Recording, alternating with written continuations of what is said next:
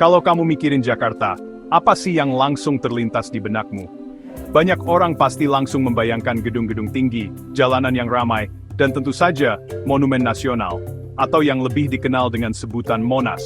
Monas berdiri gagah di tengah lapangan Merdeka, dengan lidah api emas yang berkilau di puncaknya. Dari kejauhan, Monas selalu tampak megah, seolah-olah menjaga kota Jakarta siang dan malam. Tapi Monas itu lebih dari sekadar penanda tempat atau ikon kota. Ia adalah lambang kemerdekaan Indonesia yang susah payah diraih, simbol perjuangan dan kebanggaan bangsa kita yang tak pernah luntur. Monas jadi saksi bisu berbagai peristiwa penting, mulai dari perayaan kemerdekaan, demonstrasi besar, sampai momen-momen sederhana seperti piknik keluarga di akhir pekan. Setiap hari, Monas selalu hadir dalam kehidupan warga Jakarta. Tapi pernah nggak sih kamu bertanya-tanya, sebenarnya seperti apa cerita di balik pembangunan Monas? Siapa yang punya ide, dan kenapa Monas dibangun setinggi itu? Monas adalah monumen yang lahir dari ambisi besar, perdebatan panjang, dan semangat bangsa Indonesia yang masih muda waktu itu.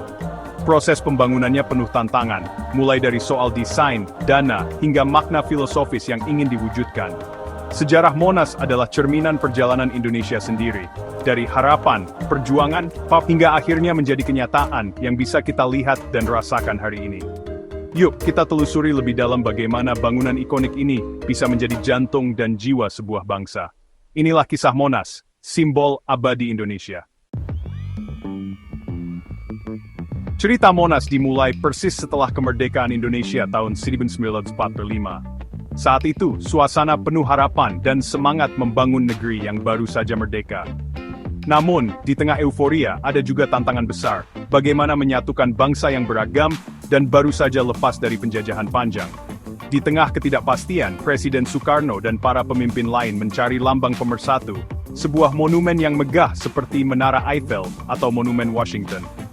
Mereka ingin menciptakan simbol yang bisa membangkitkan rasa bangga dan identitas nasional, sekaligus menunjukkan kepada dunia bahwa Indonesia telah berdiri tegak sebagai bangsa merdeka.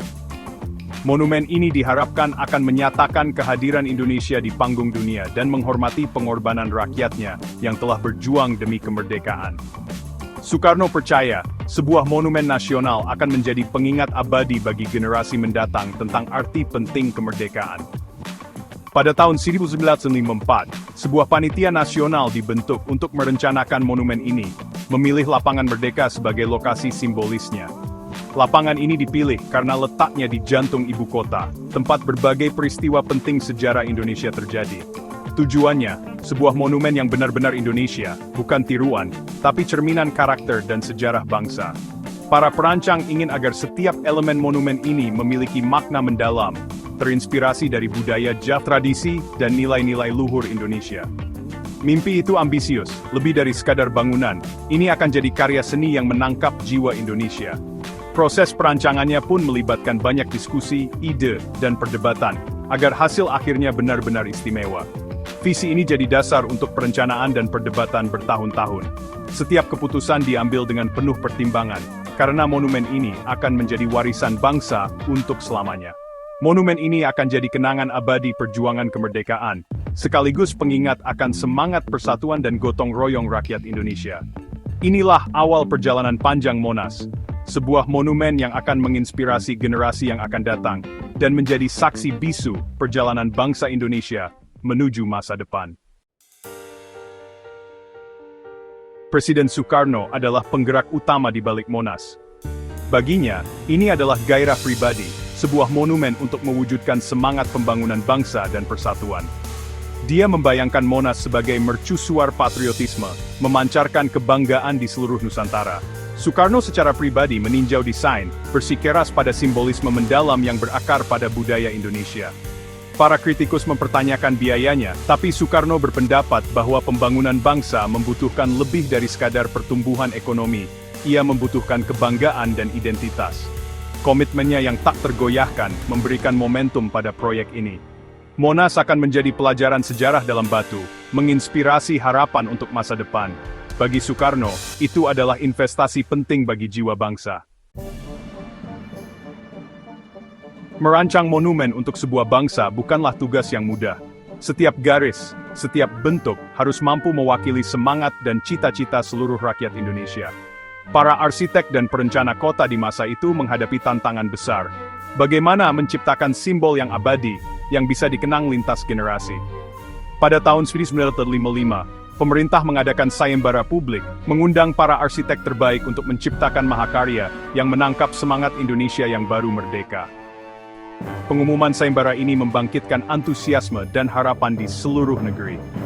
Namun dari 51 entry yang masuk, tidak ada satupun yang memenuhi harapan tinggi Presiden Soekarno. Ia menginginkan sesuatu yang lebih dari sekadar bangunan, ia menginginkan lambang kebangkitan bangsa. Kompetisi kedua pun diadakan pada tahun 1960, namun lagi-lagi tidak ada pemenang yang terpilih. Frustrasi dengan hasil tersebut, Soekarno akhirnya turun tangan langsung. Ia mulai berkolaborasi dengan arsitek kenamaan Frederick Silaban, yang sebelumnya telah sukses merancang Masjid Istiqlal, simbol toleransi dan kebesaran bangsa. Soekarno bahkan menyumbangkan sketsa-sketsanya sendiri, menuangkan ide-ide visioner ke atas kertas. Bersama Silaban dan arsitek muda R.M. Soedarsono, mereka menyempurnakan konsep demi konsep, berdiskusi hingga larut malam demi menemukan bentuk yang paling tepat.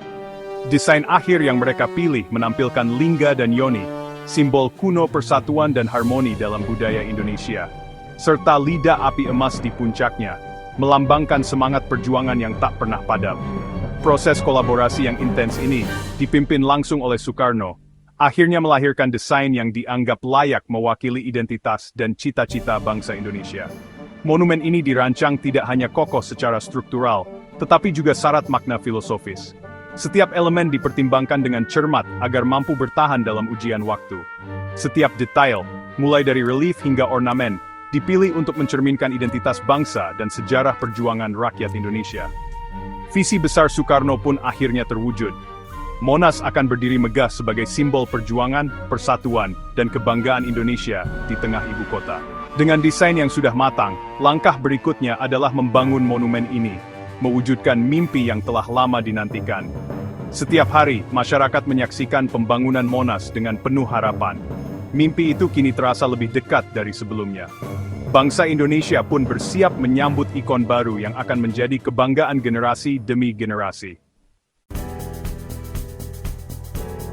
Pembangunan dimulai pada 13 Agustus 1961, dengan Soekarno meletakkan batu pertama.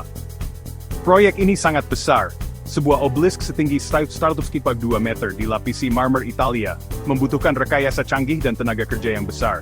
Tapi gejolak politik dan ekonomi di pertengahan 1960-an, termasuk gerakan G30S, menghentikan kemajuan. Dengan jatuhnya Soekarno dan naiknya Soeharto, prioritas bergeser. Monas dikesampingkan. Pembangunan melambat, lalu berhenti, meninggalkan monumen yang setengah jadi, sebagai pengingat masa-masa sulit. Mimpi itu seakan terancam. Selama bertahun-tahun, Monas berdiri tidak selesai, masa depannya tidak pasti. Namun visi itu bertahan, menunggu babak baru. Simbol bangsa tidak dilupakan. Sepanjang tahun 1970-an, saat Indonesia mulai stabil, keputusan untuk menyelesaikan Monas diambil. Pembangunan dilanjutkan, menandakan komitmen baru terhadap visi Soekarno. Tugas yang paling menantang adalah memasang lidah api kemerdekaan, struktur setinggi 14 meter, seberat 14,5 ton, berlapis emas. Emasnya sebagian disumbangkan oleh Teuku Markam, menambah lapisan patriotisme pada monumen. Pada tahun 1995, lidah api itu dilapisi ulang dengan emas, kini bersinar dengan 50 kg emas. Lidah api emas menjadi simbol memukau dari semangat abadi Indonesia. Monas akhirnya hampir selesai, mimpi bangsa akan segera terwujud.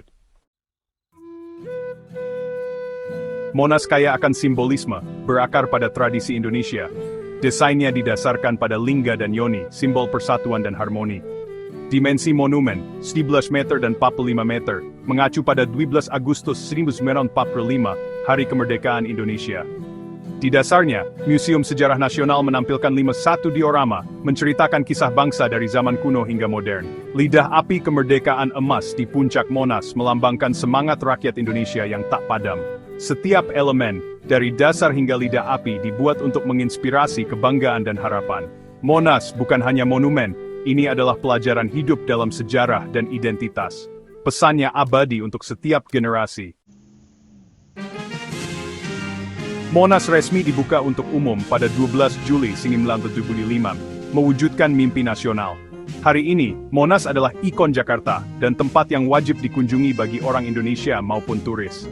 Lapangan Merdeka adalah oasis hijau, tempat berkumpulnya keluarga, pelari, dan perayaan. Monas menjadi tuan rumah acara nasional, Hari Kemerdekaan, parade, dan malam tahun baru, menyatukan jutaan orang dalam kebanggaan. Ini juga menjadi panggung untuk ekspresi publik, di mana warga berkumpul dan menyuarakan pendapat mereka. Dek observasi menawarkan pemandangan Jakarta yang luas, menghubungkan pengunjung dengan masa lalu dan masa kini kota. Monas berdiri sebagai jantung ibu kota, simbol persatuan dan ketahanan. Keberadaannya membentuk identitas kota.